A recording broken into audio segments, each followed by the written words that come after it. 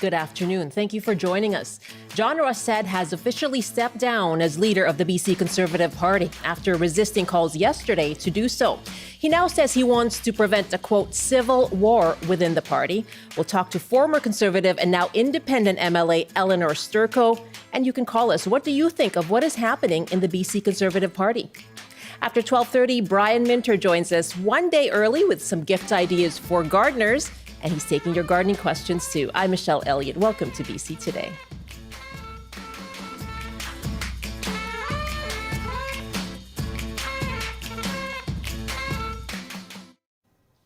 You can call us now on the big story today in BC. What do you think of what's happening in the BC Conservative Party?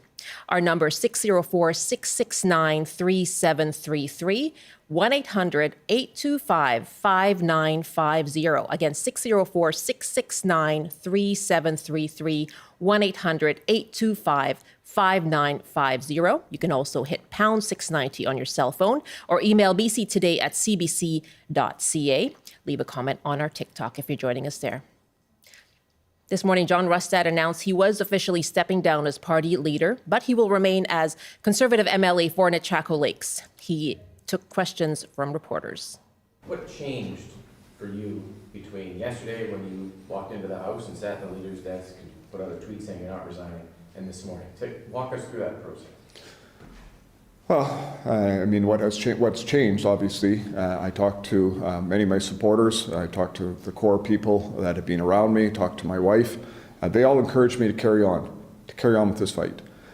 But in order to do that would be the creation of a civil war within the Conservative Party of British Columbia. And that is not in the interest of this party, it's not in the interest of our members, and I don't think it's the interest of British Columbia. And so I was not prepared to go forward and have that civil war and drive that divide, because I believe strongly that we need that common sense change in British Columbia, and there's only one way to deliver that. Rustad said he would get behind whoever becomes the next leader. And he said there does need to be a leadership race. Right now, Surrey-White MLA Trevor Halford is the interim party leader, and he also spoke this morning. I am not running to be the next premier of this province, but I am going to support whoever accepts that and it gets that by the membership.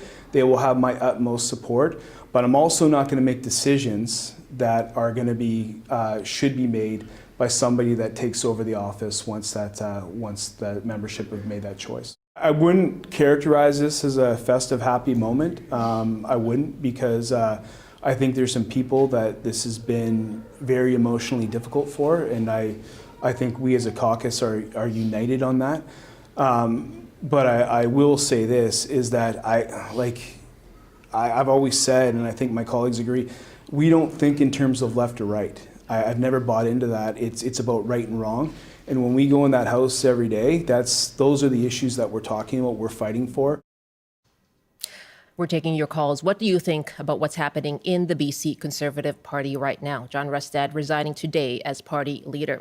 Our numbers again, 604-669-3733, 1-800-825-5950. Now, the party has been in disarray for months. Since the election, 3 MLAs have left the Conservative Caucus: Tara Armstrong, Jordan Keeley, and Amelia Boltby. 2 were kicked out by Rustad, Dallas Brody and Elenore Sturko. Brody and Armstrong now form the new party, 1BC, and the others sit as independents. Elenore Sturko, now the independent MLA for Surrey-Cloverdale, joins me now. Good afternoon. Good afternoon, Michelle. Thanks for having me on. It's good to talk to you. What is your reaction to John Rustad resigning today? Well, I think that this is a reset button. This is time for the Conservative Party to move in a direction that puts them in a better position to form the next government of British Columbia. And, listening to, my friend Trevor Halford talk about the fact that, it's not necessarily a day of overwhelming joy, because I think it's a really difficult day. And I have a lot of respect for the move that John Rustad just made in the best interest of British Columbians, and I tip my hat to him for doing that. But I do think that this is a positive step, and change starts from day one. And I think that this is a great opportunity to put the province in a better position to have some change provincially. In September, John Rustad ejected you out of the Conservative Caucus. He said you had tried to undermine his leadership. At the time, you said you felt a new sense of freedom. Are you now considering returning to the BC Conservative Caucus? Well, you know what? I said actually also from the beginning that if there was a leadership change, that I would be willing to return if invited. I haven't been invited at this point, and I am actually feeling very content at the moment serving my constituents and getting results for British Columbians as an independent. But that being said, I do think that being united on the center right and being a strong opposition is something that would be important to holding this government accountable and forming the next government. I also like what Trevor said about, not necessarily measuring yourself on a spectrum of left and right, but measuring between right and wrong for this province. We've seen a lot going wrong under the NDP, and I think it's time to set things right. I think back, and I've done a lot of reflecting since, leaving the party, or not the party, I haven't actually left the party, but leaving the caucus in September. And the reality is that I had a lot of great reasons to join the organization, to sit with people who don't necessarily share the same ideas as I do. And that's, primarily because just like British Columbians across this province, we have differences, but there is more that unites us than that which divides us. And I think that considering what the biggest challenges of this province are right now, we're talking about accessibility to timely health care, affordability, safety, and livability of the province. I think that the majority of British Columbians would agree we need to work together to solve these problems. So you're still a member of the BC Conservative Party, not the caucus? I mean, as far as I know, I never received notification that I had my membership revoked. I have continued to follow along with what's been happening in the party. And, I never had an issue with the party itself. I had some trouble with the leadership direction that John Rustad was taking. And the reason I was fired is for raising those concerns about his leadership. And I wasn't the only person who had those concerns. We see now that, John Rustad had other caucus members asking him to resign. He did that, which I think, must have been incredibly difficult. I have a lot of compassion actually for John. He invited me to run with him. And I did. He helped me get elected in Surrey-Cloverdale and be able to achieve the results from my riding that I did. I actually, that's a very good thing that he did. I like how he even characterized the reasons that he did it, which is that he wants to do something in the best interest of British Columbians. And at the end of the day, when you get elected to public office, that's what it's all about, doing the right thing by your constituents. It does certainly sound very diplomatic now, but not so a couple of months ago when you did leave. And there was all the uncertainty around his leadership, questions around his leadership. Do you think you played a role in fueling those divisions? You know what? I think that the questions that I raised at the time were valid questions. I think that the decisions to make a change that were implemented now this week in the last 72 hours by caucus members were justified. I think also that the reflection that John did was a good thing. But, honestly, again, I think that there is more that connects us in the right of center than what divides us. And unfortunately, we have seen a lot of division in politics. And I think this is a great opportunity to push the reset button, to see some change, to see some new leadership, perhaps some new ideas come forward, because we do need to make a change in the province. By every metric that I can see, currently our province is in some deep trouble, and we need to have a strong opposition that can go forward and form the next government. I take your point about working together, but when it comes to the MLAs who had called for him to resign, there were about 20 on yesterday's letter that had signed the letter. This morning, about 24 stood behind Trevor Halford out of 39. And we heard from a number of MLAs yesterday who still stood by John Rustad. So I'm wondering how those bridges can be crossed over. How can that divide be bridged then, given perhaps, I imagine, still tensions lingering after all that's happened? Well, one of the things that I can say is that I was actually happy in your newscast there to hear that John would stay on as MLA for Nechako Lakes. And I think that he has a role to play in helping bring the party together. He still has a role. He has relationships with those MLAs, and he has an opportunity to help the interim leader to make sure that the party stays strong. And I think it can be done. And I also do believe that going forward, the right leader will be able to bring people together for the good of the province. I think that it's not going to be an easy job, but I think that people see the necessity in it. And, I know that people have a lot of they see what they see, from conflict or the news. But even when I was fired, you would be surprised maybe at the people who defended me and were very upset by my expulsion. People who are very far away from, being a center, political wise.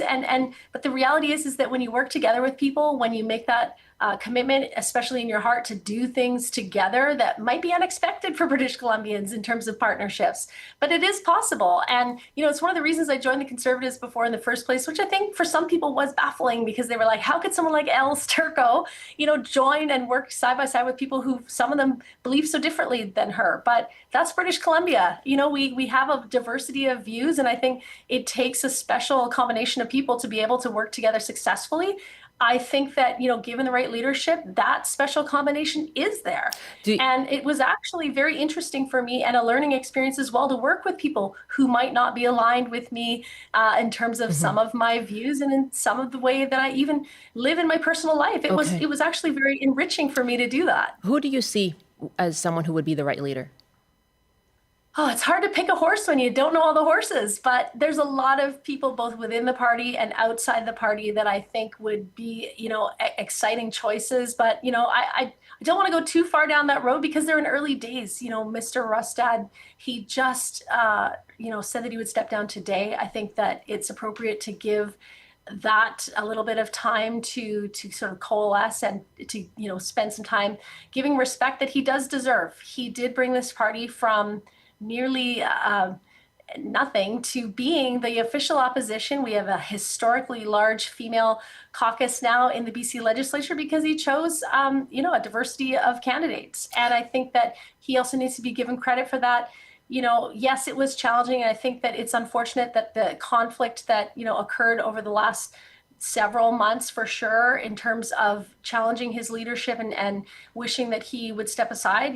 It's unfortunate it went that way, but at the end of the day, the right thing has occurred, in my opinion. I think that there is a way forward here. And you know what? I feel in a way proud of the individuals who decided to take this opportunity to push for change, and that change starts today.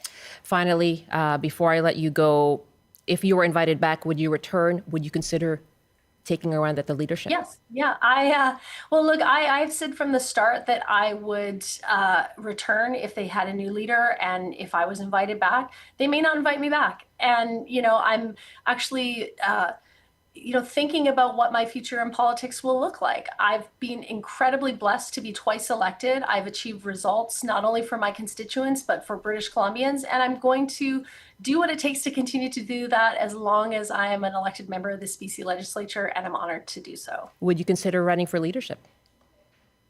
Again, I've been really blessed with the number of people who've reached out, not just in recent times in the last 72 hours, but for many months, who've expressed that they had confidence in who I am as a leader, who I am as a person, who've appreciated the work that I do. And so, you know what?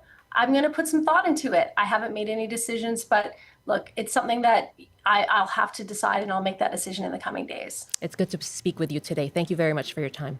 Thanks, Michelle, for having me on. Take care. Elenore Sturko is the independent MLA for Surrey-Cloverdale. Let's take your calls now. Your thoughts on what you just heard from Elenore Sturko and what you think about what's been happening at the BC Conservative Party. Again, John Rustad announced this morning he would resign, and this after ongoing calls for him to resign. And yesterday, the party putting out a press release saying that they had removed him as leader, but he resisted those calls and said he was still leader as of yesterday. That changed today, and he said he was doing so, stepping down to prevent what he called a civil war within the party. Okay, 1-800-825-5950, 604-669-3733. Maria is on the line from Victoria. Hi, Maria. What's your reaction?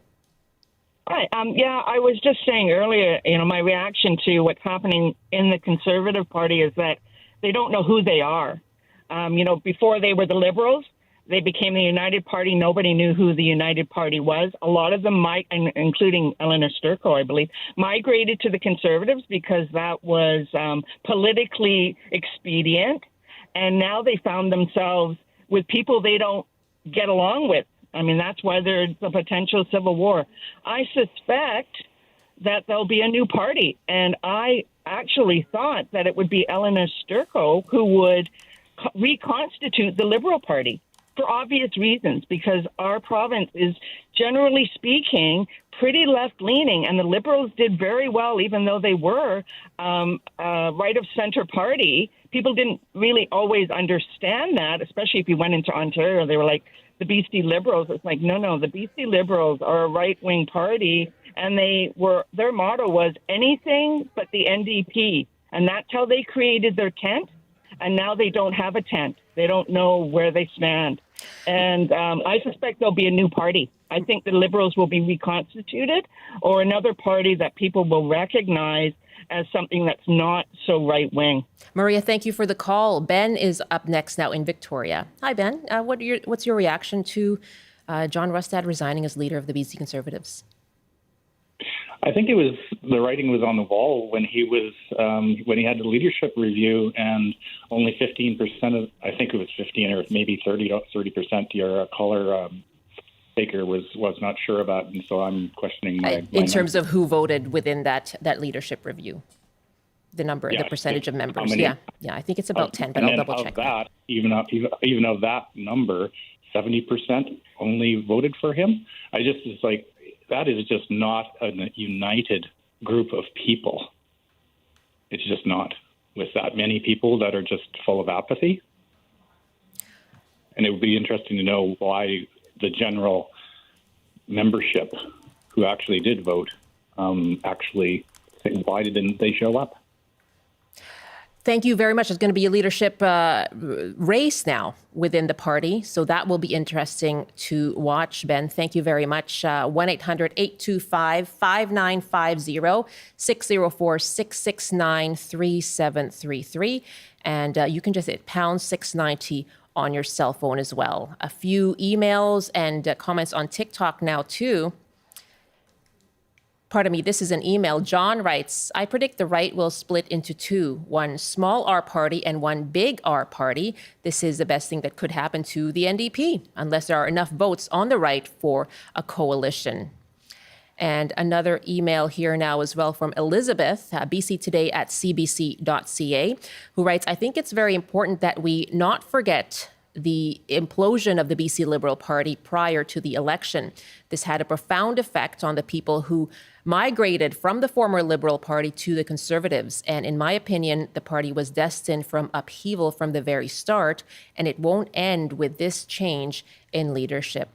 Thank you. bctoday@cbc.ca is our email address. And again, our phone number is 1-800-825-5950, 604-669-3733. Continue to take your calls and your emails as well, bctoday@cbc.ca.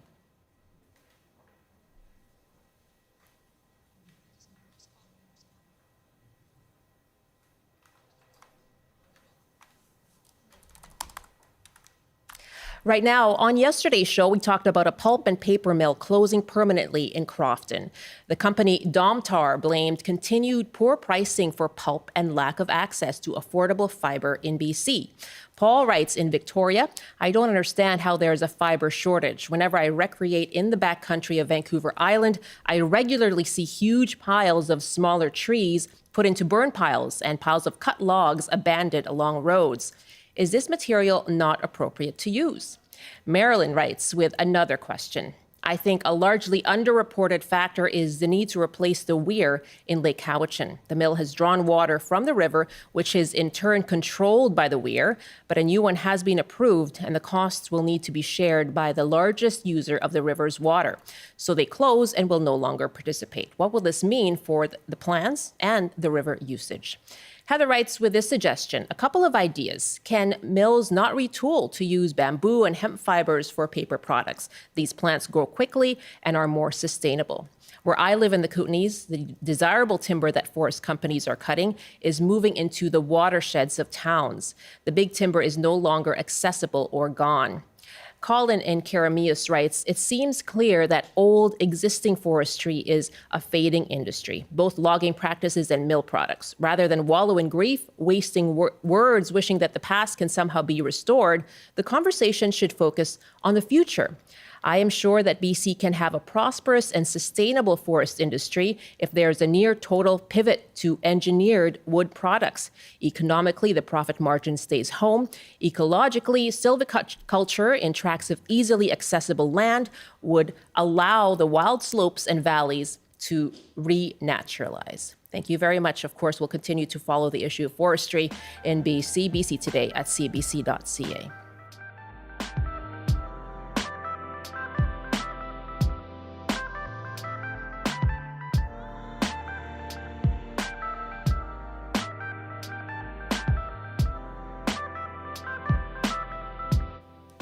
This is BC Today here on CBC. And again, the big story in BC politics today is John Rustad resigning officially as leader of the BC Conservative Party. And he says there should be a leadership race. Right now, interim leader is Trevor Halford, but he says he's not going to run for the party leadership. So we're taking your calls. What do you think of what's happening at the BC Conservative Party? Again, it's 604-669-3733. Murray is calling from Campbell River. Hi, Murray. What are your thoughts? What do you think of what's been happening? Well, it's hardly surprising. They've been a clown act ever since they were elected. And it all started with Falcon and the BC United. When that imploded, who came in to fill the void was quite ridiculous. They weren't ready to govern, and thank God they didn't. And I'm no fan of the NDP as a forestry worker. They're a little sketchy themselves. But the Conservatives have no one to blame but themselves. They will infight. And I don't imagine you're going to see anything that is government ready within 2 years, quite honestly.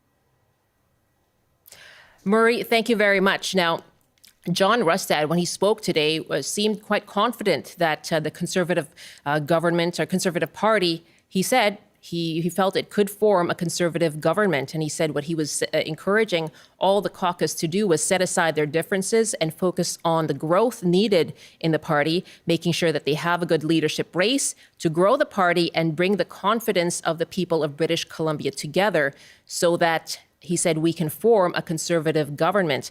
And he said, I am confident that can happen.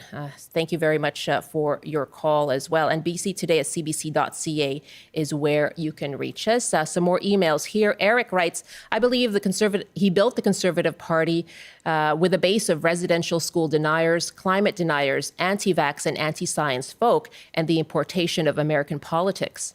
James in Vancouver writes, we should be thankful the BC Conservative Party was not elected to lead this province based on how much this party has eaten its own members. Hopefully with Rustad resigning, the party can focus on actual issues like a strong opposition party should, and less on far-right identity politics and climate change denialism. Joanne writes from Victoria, not shocked that this was the outcome. Politics today has changed, and when the leader of the party ignores or dictates policies, members will react. Now that he's stepped down, it is disingenuous for those who created this resignation to now praise his leadership. This is another reason voters don't believe our politicians. They shift to survive their own ambitions and not the voter. Stand by their decision. Don't play games. Personally, as an Indigenous person, I'm not sad to see him step down. When do the MLAs put the voters first with policies? And why wasn't this why the two women stepped away? Thank you very much for your email as well, Joanne. BC Today at cbc.ca. Much more coverage, of course, of this, the big news today in BC. John Rustad stepping down as leader of the BC Conservative Party. Much more reaction throughout the day here. Stay tuned to CBC on all our platforms. Right now it's just about 12:30 and time to check on the news headlines. And here's Tarnjeet Parmar. Good afternoon. The death of an 8-year-old who fell from a Vancouver high-rise last month has been ruled as an accident. Vancouver police have completed their investigation into the incident that happened on November 11th, and criminality was not a factor. John Rustad has announced he is stepping down as leader of the BC Conservatives. It follows a tumultuous 24 hours after 20 caucus members said that they had lost confidence in him. The party then issued a statement saying Rustad had been removed, but he pushed back, arguing that he was not going anywhere. Rustad now says he will remain as an MLA, and Trevor Halford has been named as the interim leader. And food is expected to become even more expensive next year. The latest food price report from Dalhousie University says prices could rise by 6% next year, and trade disruptions and climate change put pressure on suppliers. The increase means an average family of 4 could see their food bill rise by almost $1,000 next year. Those are your news headlines from the CBC Vancouver newsroom. For more information, you can go to the website anytime, cbc.ca/BC. Taranjeet, thank you very much. Now, tomorrow is the annual Make the Season Kind campaign, all designed to help fellow citizens like this. I'm James Faulkner. For me, getting my knee replacement, I'm still waiting. And so doctor took me off work, waiting for EI to come in for money. I was getting short on food, trying to pay rent. Very hard, especially the rent in here in Vancouver. And you only have $20, $30 left for food. It's not going to work. So I decided to call the food bank and turn around. They're great staff here. I love them to death. And other than that, I've been coming once in a while when I need it. I don't come all the time, just when it's necessary. I always give. I've never really taken from anybody, but giving to people that are in need and help or advice, that's the best kindness you can do. Talk to them, listen to them, try to point them the right way. A lot of people are looking for food because they just can't afford it. I didn't really want to come to the food bank. Don't be scared, come. Very friendly staff here, always welcoming you and helping you. Definitely not judging. Have a great day. When I have my surgery, I'm going to volunteer some time here as well. Thank you so much for sharing your story. Tomorrow is our CBC Make the Season Kind campaign to raise funds for food banks. You can donate now. Go to cbc.ca/kindbc and click on the Donate Now button. Again, cbc.ca/kindbc. You'll receive a tax receipt within hours. You can also donate by text. Just text the word kind to 20222.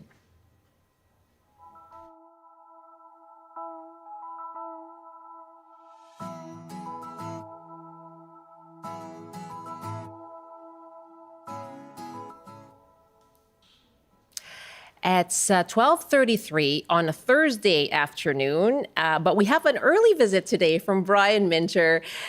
Always, we'll have him any day, right? But Brian's here now with some ideas for holiday gifts for the gardener in your life. And he's also, of course, here to share his gift of gardening wisdom. So you can call in with your questions now. 1-800-825-5950, 604-669-3733, or pound 690 on your cell phone.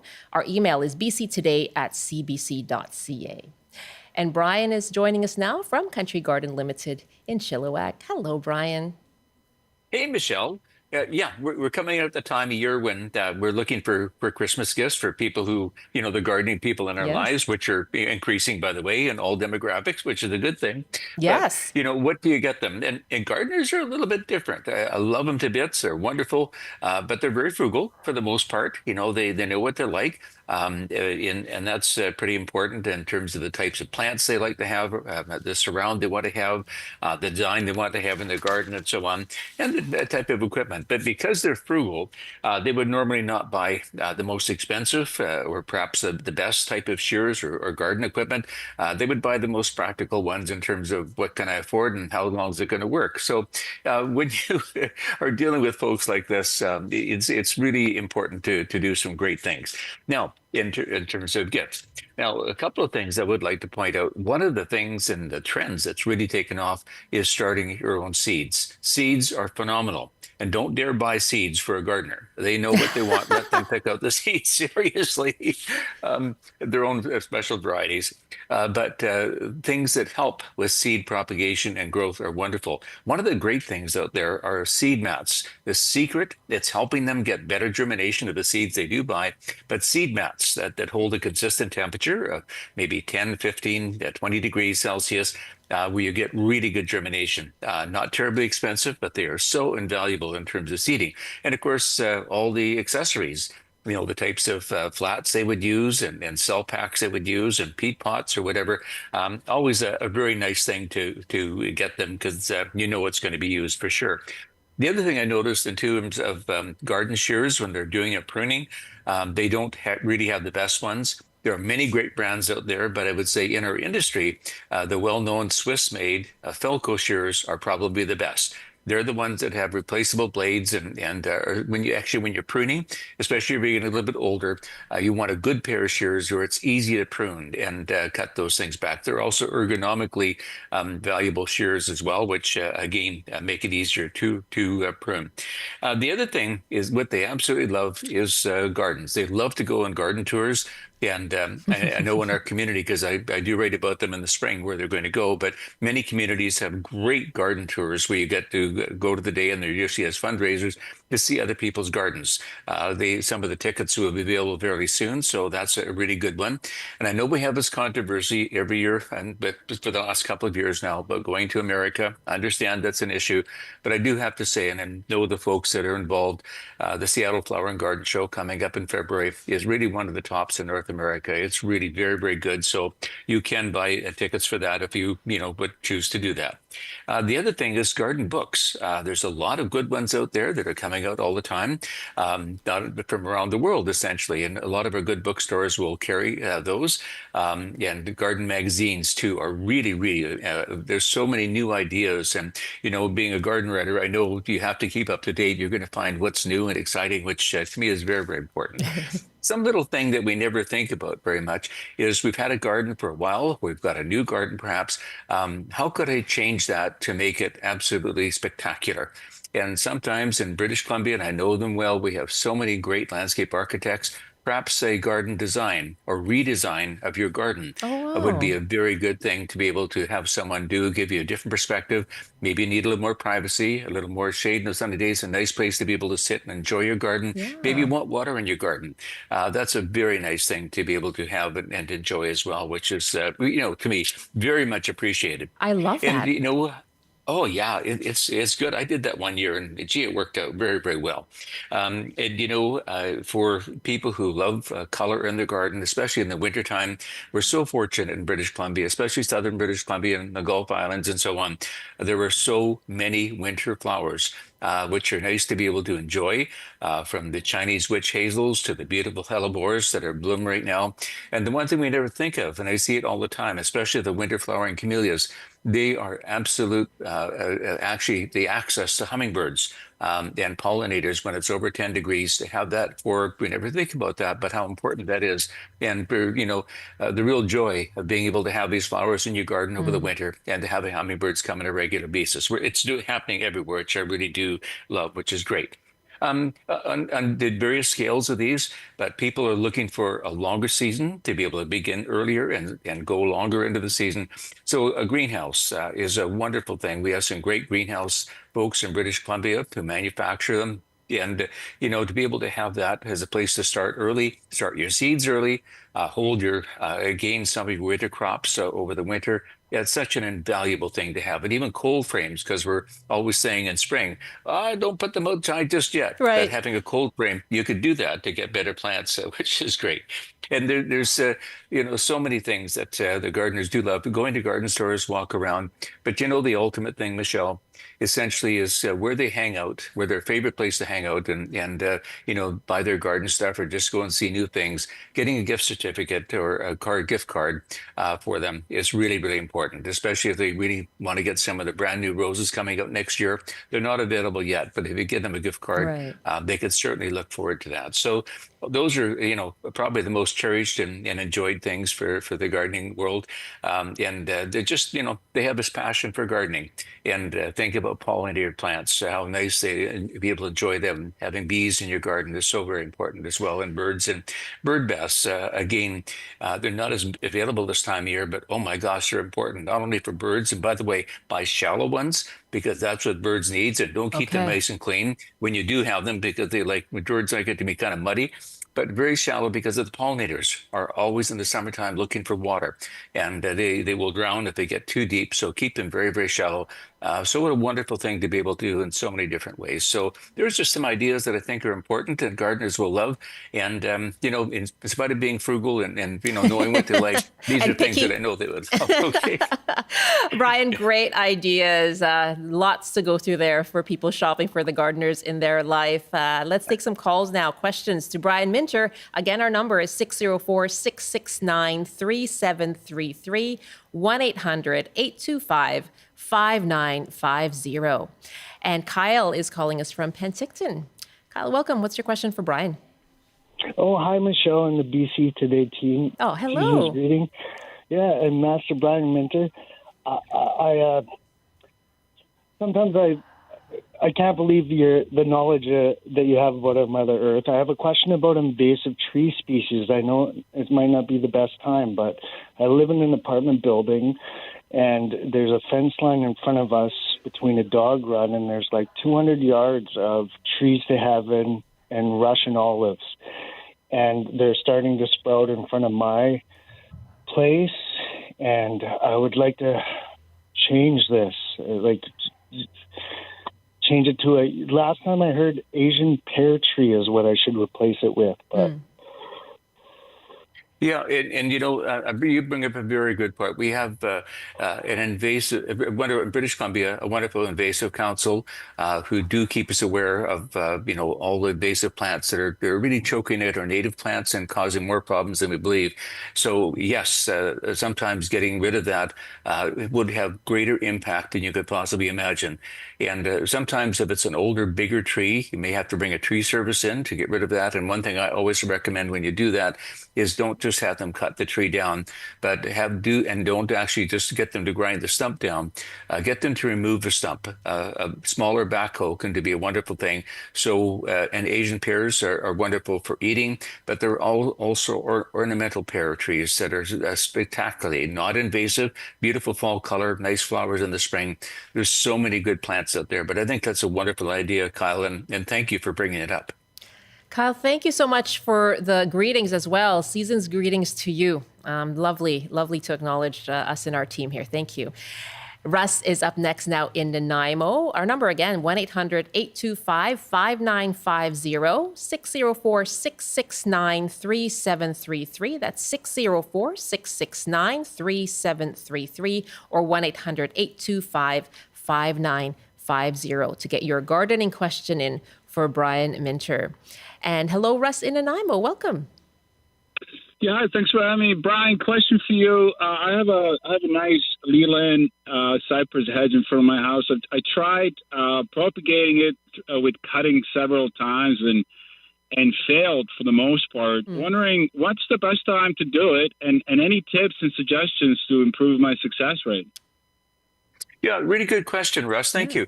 One of the secrets is that, some of the, I've had the fortune of being around long enough that a lot of the really old, great gardening people that have been around for a long time shared a lot of secrets. One of the things when you're going to be propagating conifers in particular is wait for a hard frost. We've been very fortunate. We haven't had that yet, but once we get a hard frost, after that time, it seems that the cuttings are more readily able to take and develop new roots on. So again, not too early, but I would say probably February, March, once you've had a frost, good idea to take them.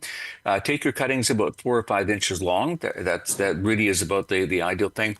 And the media in which you put the cuttings, I like basically a 50% peat mix, which most of our potting soils are that anyway, and about a quarter perlite and a quarter sand. That seems to be a really good media, and we never use it. But some of the rooting hormones, and if you're going to do conifer cutting like that, I would call it semi-hardwood, and I dip them into a number 2 Ceradix or whatever's available.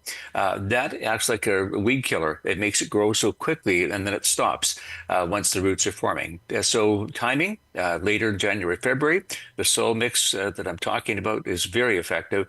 and take several cuttings. Now because it doesn't matter how many you take, you want to get a good percentage of that. But and again, keep them bottom heat. We always say keep the bottoms warm. If you get a heating mat that we talked earlier for starting seeds, that is ideal for consistent bottom heat. But the tops need to be cool. So if you can find a place in your home where it's warm but cool near a window, that's the most ideal thing. And the other thing we do is put plastic over top, like a film, extra plastic you would have, almost like a dry cleaning bag, and mist the inside. Keep it very humid. In 3-4 weeks, you should start see some callousing on the bottom. And then once the calluses start, you would actually find the roots beginning to come, Russ. So those are the things we do very successfully. Well, Russ, thank you very much. Good luck to you. I hope you have more success. Yeah, that's Russ in Nanaimo. Let's head to Powell River. Laurel is calling us now. Hi, Laurel. Welcome. Hello. I was just, we have a hazelnut tree that we've been told it has a disease. And so we have to, I guess, get rid of it. I don't know. But where it is, it's quite a big, it screens our home from the street, so it's quite good for privacy, and now it's probably 8-10 feet high, and it has given us lots of hazelnuts, but we don't know what to do.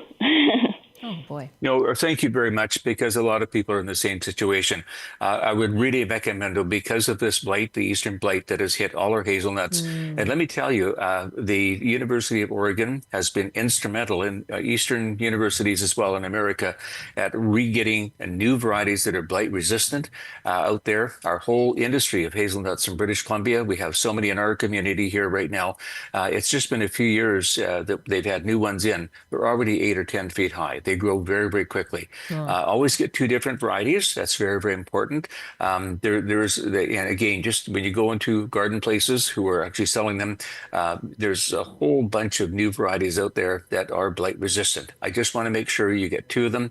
And if you can get a 4 or 5 foot size tree, even a young tree, get them established within 3 years.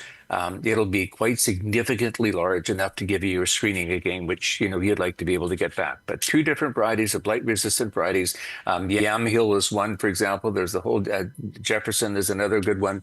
But please get that as soon as possible. You can do it this fall, so they have the root establishment over the winter, and then they begin to grow very quickly in the spring. So please do this as soon as you can. Laurel, thank you very much. Yeah, sounds like no time at all. Thank you very much for the question. Good luck to you. Mark writes us this email from the Trail area. I have a small pomegranate tree that bloomed and produced 1 fruit. I brought it inside early September, but all the leaves are falling off. So Mark is wondering if he can do anything with it. To be honest, Mark, this is a real problem. There's folks that I've helped on the Gulf Islands over the years, where you think you can almost get them to survive. They're really a zone 8 plant, not zone 7 as we have on the Gulf Islands. And they're tough because they are going to defoliate. As soon as you bring them inside, we put them in a cold greenhouse even over the winter, and they do lose their leaves over the winter. That's a normal thing for them.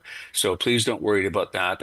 But I love the flowers in the spring. Those orange flowers are really quite beautiful. But beyond that, it's not going to be a fruit that's easy to fruit for you.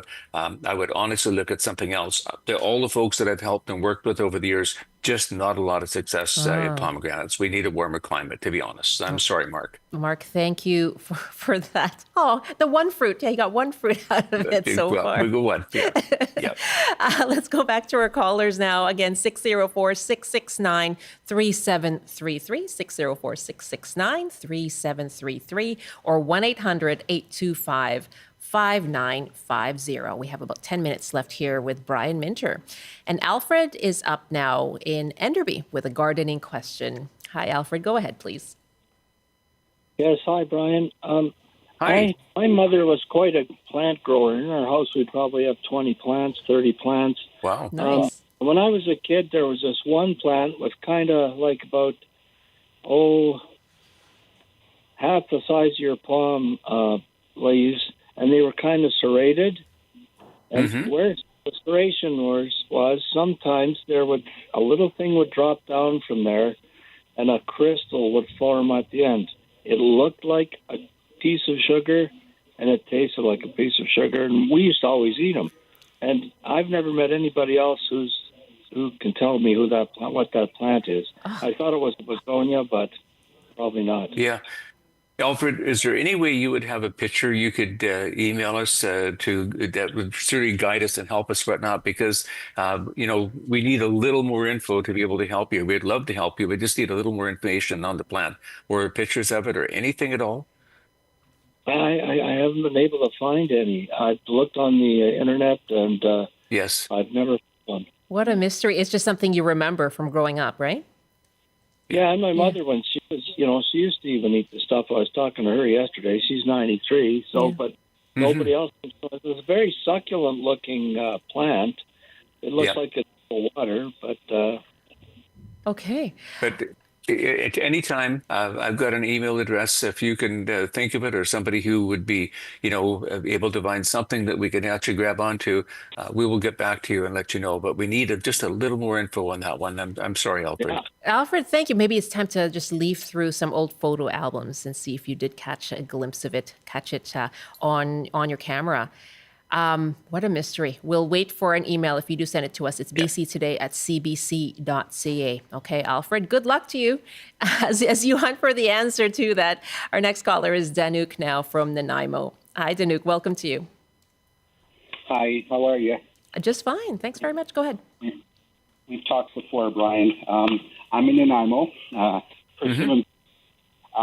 Last year we got, the tree is about 4 years old now. Okay. It's a Giro variety. And I got 11 persimmons last year. This year I got 9. And I'm wondering, is there a way, is that the normal process, or do I have to just be patient with it to produce more persimmons? Okay. Yeah, Danuk, you're not going to love this, but yes, you have to be patient. We had this on last week's program. Somebody had one for 5 years and so on. 7 years. It take my tree. They're self-fertile. You don't need another pollinator. They just take a little more time. A couple of things though that we, in terms of pruning, as we're coming up to that season in a month or so, but try and get your branches going horizontally. Less branches going straight up, but branches that grow horizontally. If you can train it that way, I'd love you to feed the tree with something like a 10, 15, 19 with micronutrients in it. It's made in British Columbia, the 10, 15, 19 flower and veg food. Gosh, that's good around the drip line of the tree at helping the tree because of the high phosphorus and potash, encouraging it to actually get you develop more blooms. And watch too next spring when they do bloom, look at how many blooms you do get. And if you're getting a lot and not getting it out of fruit, maybe you want to just take a paintbrush and when they are flowering and do a little self-pollination because it's a self-fertile tree. That'll help a lot. But the fertilizing, the branches going horizontally, those will help immensely. And then another couple of years will even help a lot more. Okay, Luke. So I love those persimmons. They're wonderful. But and the other problem about Nanaimo, love you guys over there. It's amazing. It's a beautiful place. You put them in the hottest spot. They need heat. They really do need lots of heat. So the hottest location in your garden is super important for persimmons. Yeah. Last quick question is ripening. What I did this year is the leaves fell off. I kept the persimmons on the tree. Good. What would you recommend? Yeah, just leave them on the tree. Oh, yeah, absolutely. About November 15th is usually the time that we would normally pick them out here in the valley. Of course, we get a lot of heat, so we ripen a little bit earlier than you. But the month of November is the ripening time. Leave them on the tree as long as you can. Then all you have to do is pick them, put them on a windowsill. And gosh, within 2 or 3 days, they're ripe and ready to eat. That's the trick with persimmons. Okay, so less patience required for that. Danuk, thank you so much. Good luck to you. And yes, patience required. That's a long time, but it's worthwhile. Alan is next in Victoria. Hi, Alan. What's your question for Brian? Hello. Hi, Brian. I have an asparagus bed. It's in a raised bed. It's about 5 feet wide and 25 feet long. It's been there for 6 years, and I'm starting to get a lot of bindweed coming up. And I'm wondering, is there something I can do besides digging it all up again, or just live with it? I mean, it's producing really well. Yeah, Alan, no. The only thing I suggest, as soon as you see it starting to come up in the spring, because it's integrated with all the roots of the asparagus. That's the problem right now. So Right. the secret in bindweed is at the moment you actually see it coming up, not only try and pull it off, but dig down a bit with a very narrow type of trowel to follow it as deep as you can to people getting out. But if you keep on top of you taking it out all the time when any leaves would be apparent. It has no way to produce itself because it depends on leaves for food. But just be diligent about keeping it essentially any sorts of leaf. Get rid of it right away, and it will really at least hold it at bay and get it to a point. Because asparagus will go on for years and years and years, and so if you can just minimize it, you're going to be absolutely fine. Okay, there you go, Alan. Thank you. I'm going to squeeze in Jadine in Vancouver. You have a question about a fig tree, Jadine. I do. We've had a fig tree that we grew from a cutting. We've had it for around 8 years. It is about 6 feet high. It's been producing fruit, some years better than others. But we're now moving into a house and wonder if it is better to put it in the ground and how we might go about doing that. And where we're phoning from? Vancouver. Oh, Vancouver. Okay, good. I needed to know that. That's the hardy zone, perfect if you don't have to protect them for winter in zone 7. You're absolutely great that way. But yes, absolutely. If you could plant it in the hottest location you have in your garden, and I would do that right now because we've been lucky not having cold weather. The moment you get it in the soil, make sure it's a well-drained, open, porous soil in a real sunny spot, and they'll make roots immediately. So yes, the sooner we can get that in, there will be less disruption in terms of getting fruit next year. So no, let's go for it as soon as we can. That's very, very important. Oh, love a good fig tree. And yeah, good luck, Jadine. Thank you for that. So as soon as you can is the answer. Thank you for the call from Vancouver. And Brian, tomorrow's our Make the Season Kind campaign. You're one of the kindest people I know. So thank you for everything you do. And thank you for what you do for the food bank as well. Well, and to everyone, it's so very important. The CBC does an amazing job. So for all of us tomorrow, I'm going to phone in, make a pledge as I do every year. And it's just so very important. So join us tomorrow for the CBC Food Bank. It's incredibly important to so many people. Thank you. So good to talk to you, Brian. Have a great weekend. Thanks, Michelle. Brian Minter, our gardening columnist, and he joined us here from Country Garden Limited in Chilliwack. You can listen to him again in 2 weeks on the Friday.